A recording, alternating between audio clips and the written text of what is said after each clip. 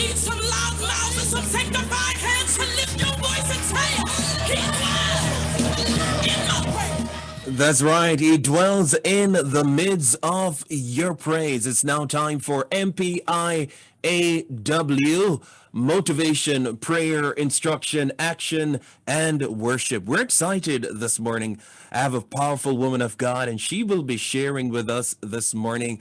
She's no stranger to Love 101. I believe she's always on Encounter on a Thursday when the Lighthouse Assembly is on. And I know she's no stranger to the airwaves again, to the Love 101 family. Her name is Dr. Leleith Tomlinson. That's Pastor Dr. Leleith Tomlinson. She is a humble woman of God. I must share a story about her. But before I share that story, I know you want to see her. So I'm going to add her to the screen now. So my friends on YouTube, they're seeing you. I believe I'm on two screens. Let me see if I can minimize this technology. So I have with me Dr. Leleith Tomlinson. Good morning. Can you hear me loud and clearly? Yes, I can. How are you doing?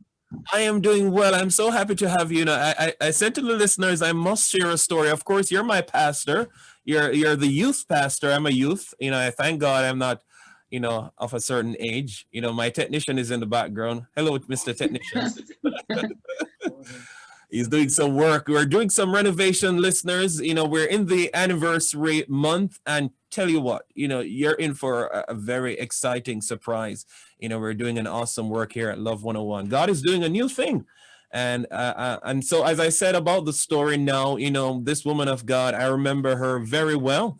I remember her the very day that I gave my heart to the Lord. She was a woman. I always share this testimony with you listeners. She was the one that was actually ministering that night when I came to that tent crusade, and I heard that message, one touch. And just that one message, transformed my life. And I was never the same. So I'm really honored to have you on tonight, Dr. Tomlinson. You're really a very inspirational woman of God. And I've been watching you, observing how you operate these days, and I'm saying, you know what, I'm going to be like you because you're really faithful. I see some strong characters in you. You're really faithful. You're humble. You wouldn't know the depth of your qualification. You're a woman that's very respected in not only in the Christian society, but also in the secular society.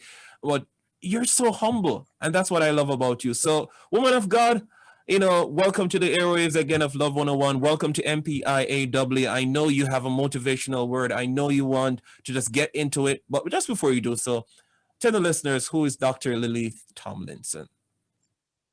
Thank you so very much, my brother.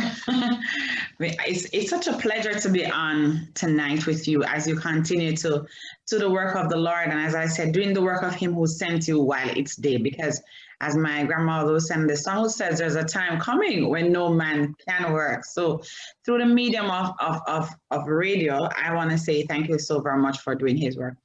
As you would have said, my name is Leleith Tomlinson. I'm the mother of one child. I'm married to Oliver Tomlinson. I have been a Christian for approximately 25 years, but in my mind, I would say I was always like a goody sinner. A goody sinner. And what do I mean by that? I mean that growing up in the community of Jones Avenue, one of the things that my mother was very passionate about was that us as children attending church. She would not go with us, but she would send us and she would watch us as my sister and myself would walk, and my brother would walk along the avenue, and we would go to church. And there were just some things that was very important in those days. It was respect and manners. I say to people today that when person do something that is ill-mannered, like not say good morning or good afternoon, I find it so unbecoming because, back in the days, like just good manners, simple good morning and good afternoon was just things that were so important.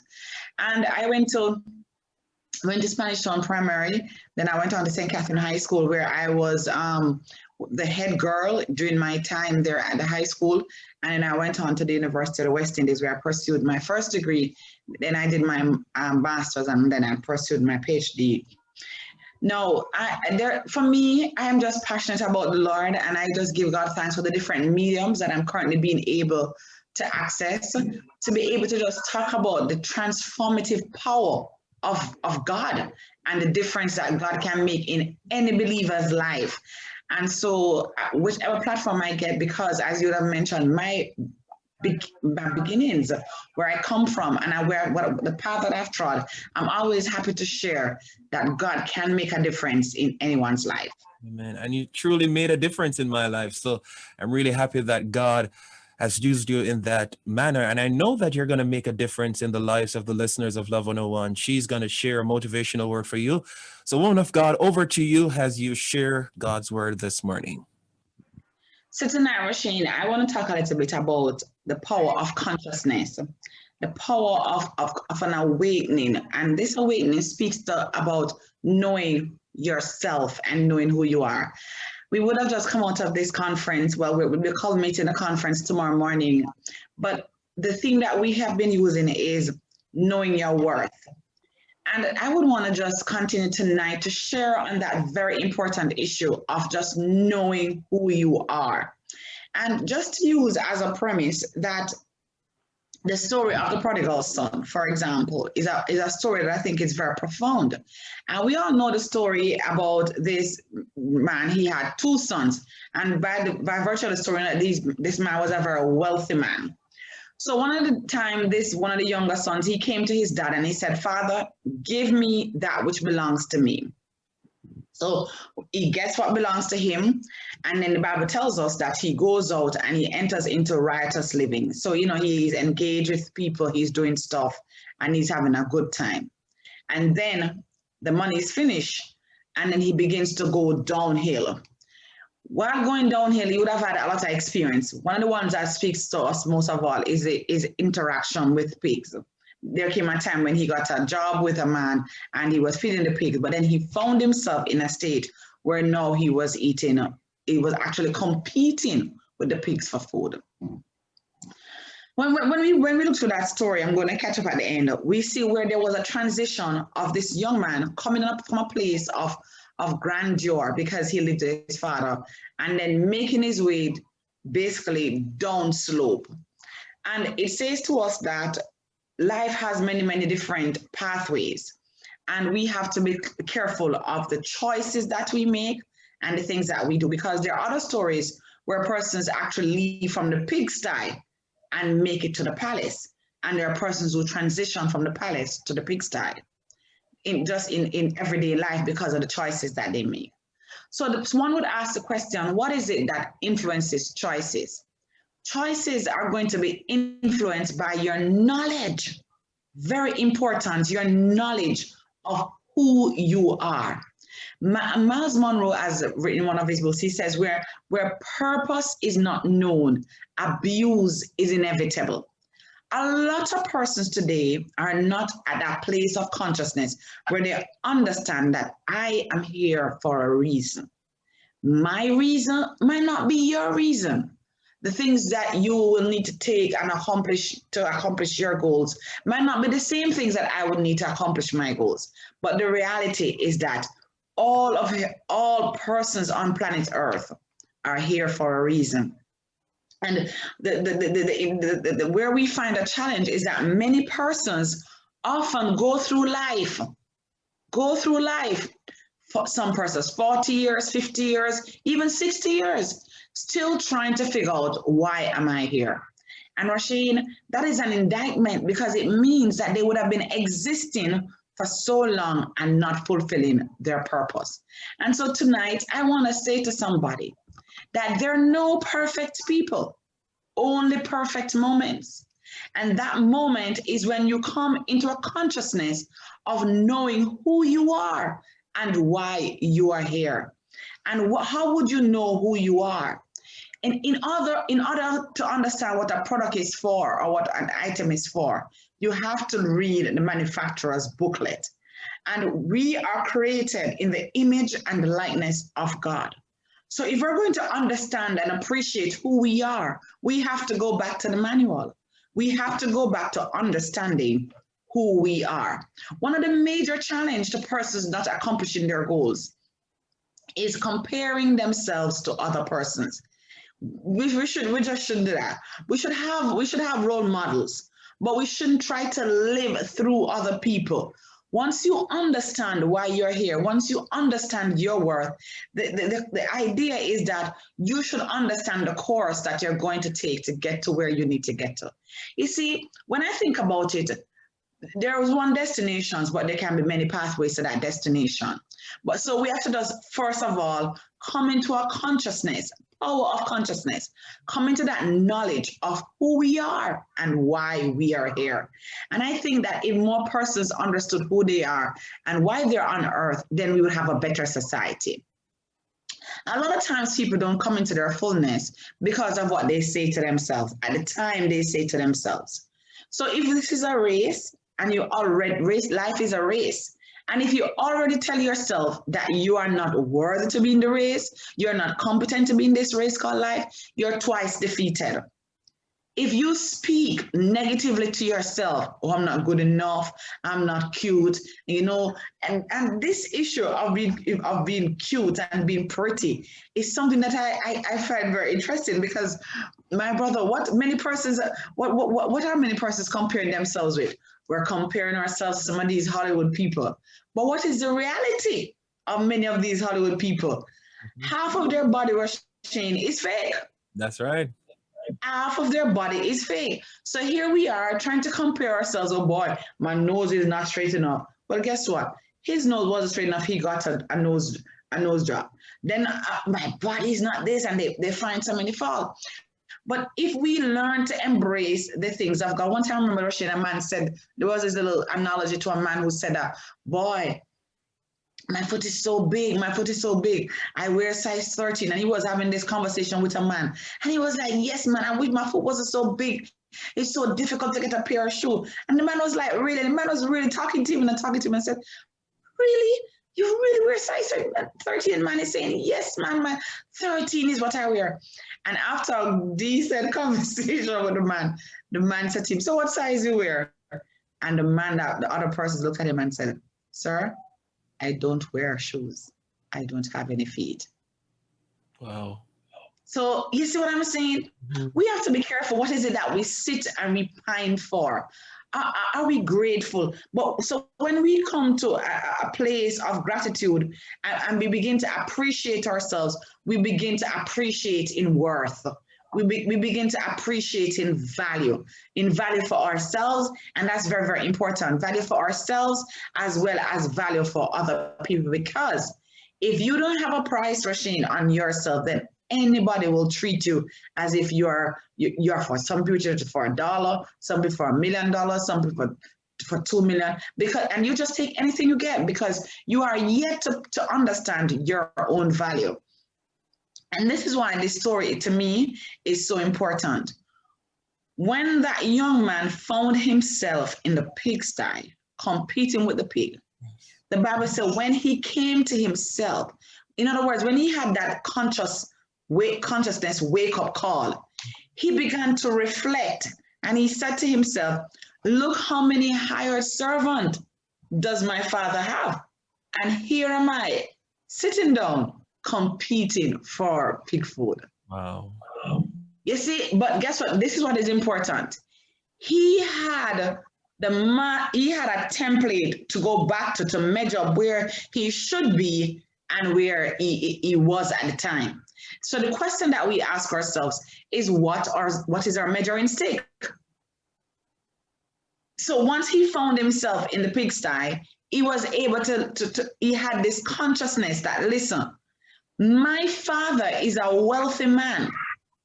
And here I am competing for pig food.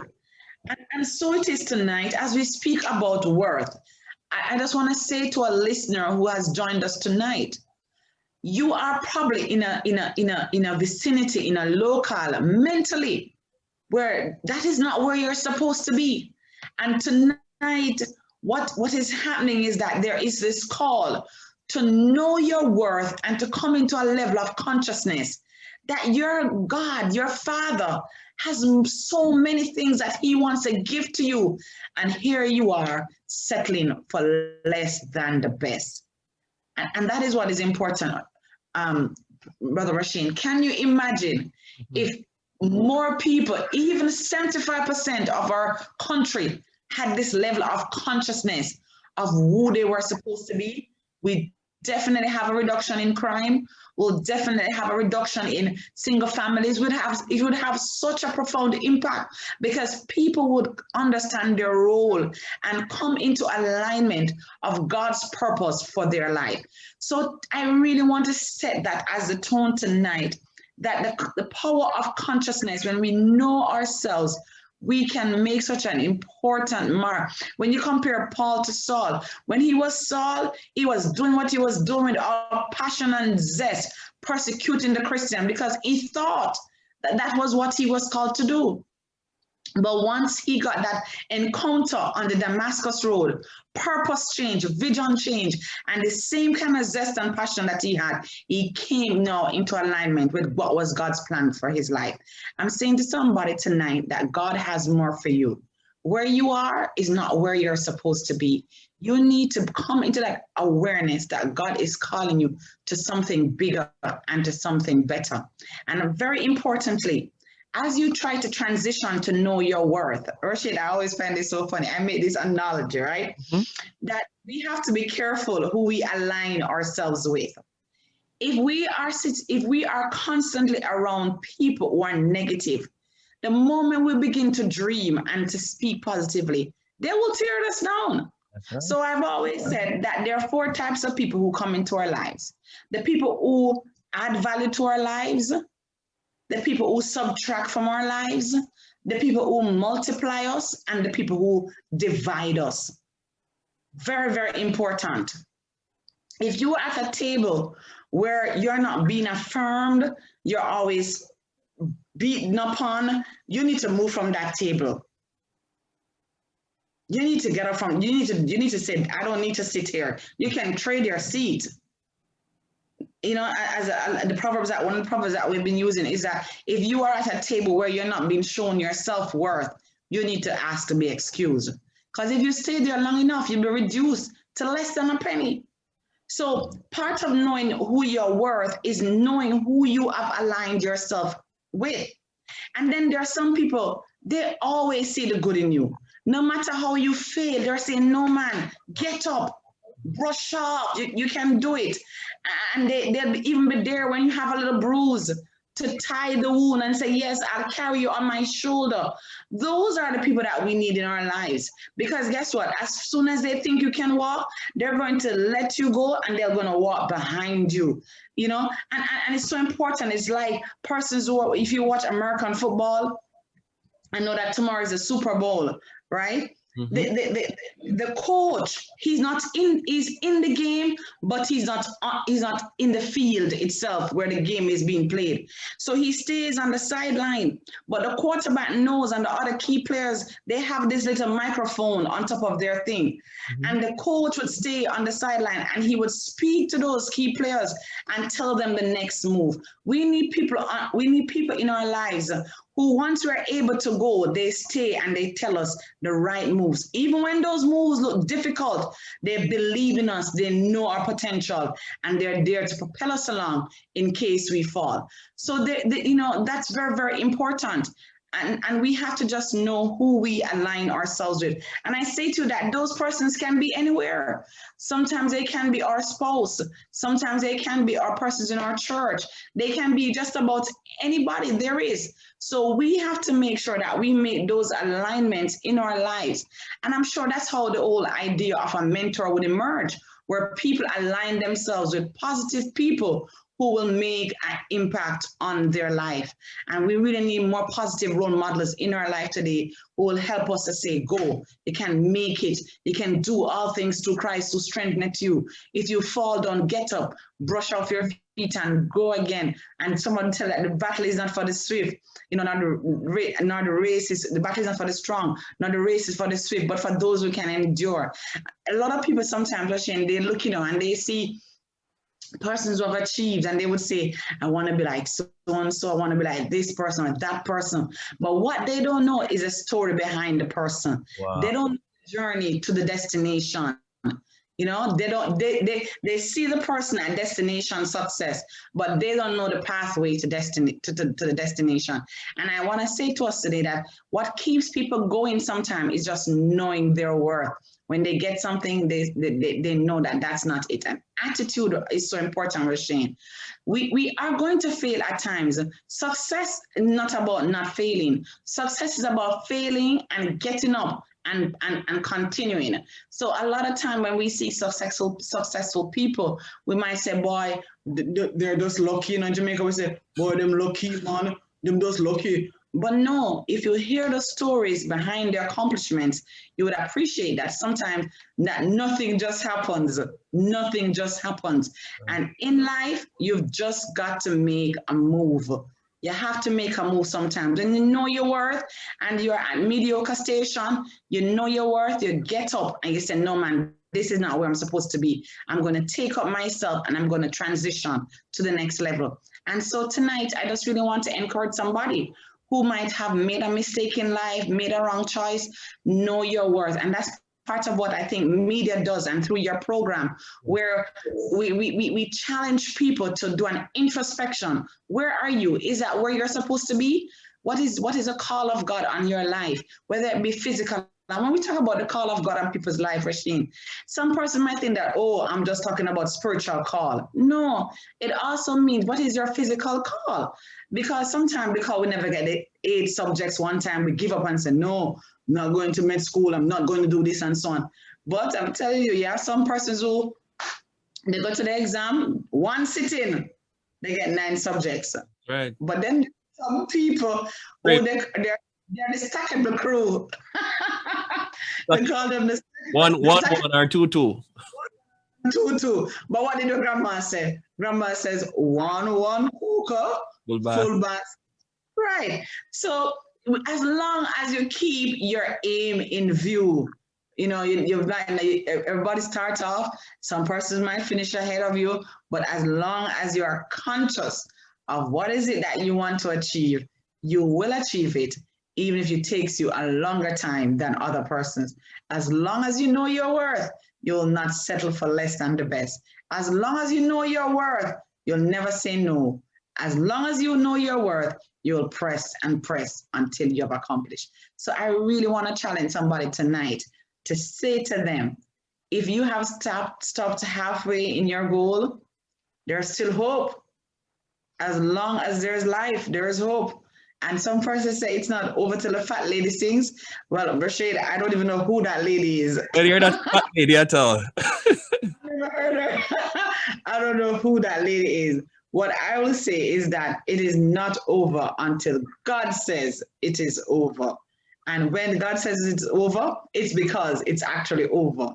So, you know, that's why I think that Christianity, again, is so important, because what Christianity does is that through the word of the Lord, it helps to infuse that level of hope and that level of consciousness into our everyday lives. And so when everything looks dark and gloomy, then this ray of hope just comes into our life, and like Love of Him says, wind, you know, it gives us this wind beneath our wings that we can truly soar to new heights.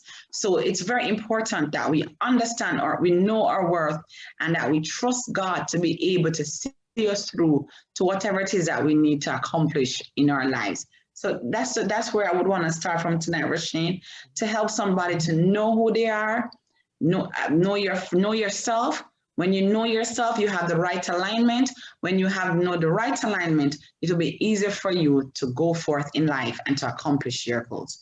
And be careful, be so very careful of what you say to yourself. In psychology, we talk about negative self-talk, you know, those negative affirmations. One of the things I usually encourage my clients to do is make these affirmation statements and post them up around your house, your room. You know, if you have kids too, I find it's very important that you write things that they wake up and look and see and says, I am powerful, I am strong, I am blessed, you know. So as they get up in the morning, they see that, and from a very tender age, when they grow with that kind of positive affirmation, it doesn't leave them at all. But when they grow up hearing, what looks like your papa, You know, nobody said what looks like your mother, you know, them always say what looks like your papa. And oftentimes I think it's just an outward expression of the loss and the tear away from that papa, according to us in Jamaica.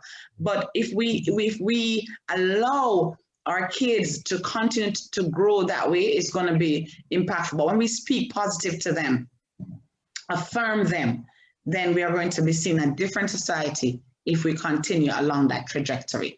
So that's where I would want to set the tone from, to encourage somebody tonight to know yourself and to come into a consciousness that because of who he is, I am. Amen. Because of who he is, I am. Know your worth. Amen. Powerful. Well said there from Dr. Leleith Tomlinson.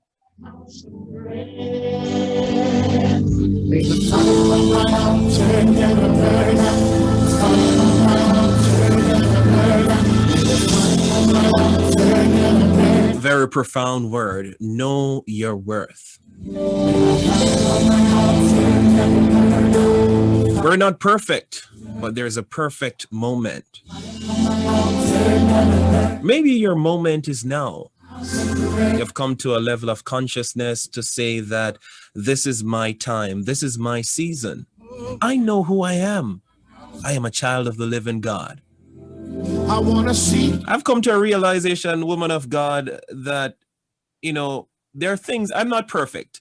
I love the fact that he started off by saying, you know, there's no perfect person, but there's a perfect moment. You know, there was a time when I was giving trouble, not, it wasn't evident to the regular Christian or those who you would say go to church, but, we as young persons, sometimes we get impatient and anxiety creeps in at times, and I said to myself at one point, I used to say to myself, on a Sunday morning, I'm tired, and sometimes sir would say, you need to be in church service. And I said, sir, I'm tired, I come off at work at 6 o'clock in the morning, I don't think I need to come to church. I can just stay home. My attitude was wrong. I had a bad attitude where, my priority was all about me going home, me coming from work, me going home to sleep and not being in church. But if everybody have that same attitude to say that because we went to work, because we stayed up last night praying, we don't need to go to church because our eyes are sleepy. But I had that level of consciousness to say that regardless if I am tired, regardless if I'm feeling sick, regardless whatever it is, there's nothing that can stop me from being in the house of the Lord. And I made up in my mind recently, I'm not going to be absent from church. There are times when, I don't have any clothes ready. And I said, you know what, I'm going to throw on a shirt and put a jacket over it, like one of these shirts, even my very Love 101 FM shirt. Thank you so much, Love 101, for giving me these shirts, because there are times when I just throw on a shirt or a jacket over my shirt. And I said, I'm tired. I don't have the strength to press. And sometimes I don't want to bother my wife to say, honey, you need to press or press this for me or do this for me, because she's actually taking care of the child. There are times when we just get up and go out, just make up our, it's a mindset. That's why the Bible says we should not be conformed to the things of this world, but we should be transformed by the renewing of your mind. That's where it starts from. Your mind will tell you that you're worth it. I've made some decisions, woman of God, that have affected my life. And I said, you know what? It's like a lesson for me where I said to myself, I've made this mistake, but it has made me a better person in making better decisions for the future. And I will not jump up and just do something, like what I did in the past. I said to myself, you know what? I'm going to consult God about this situation. I'm going to make myself present. I've been in situations where I could have fallen, but I came to a level of consciousness to say what, I'm going through this weakness, but I had to go before God and say, God, help me to take care of this weakness. I went on fasting, and God helped me. And the test came and I passed the test because I came to that level of consciousness to know that I was at a place where I needed help. And I went to God myself, and God helped me in that situation. Maybe you're a woman that's listening this morning. You're at a place now where it's like you need somebody to talk to. You need to reach out to somebody for somebody to help you. You don't know what to do. You don't know where to go. The bills are overwhelming. There's a family crisis. The pandemic has been affecting you negatively. and you're at that place, but know your worth, know who you are, and God will take care of you in a remarkable manner.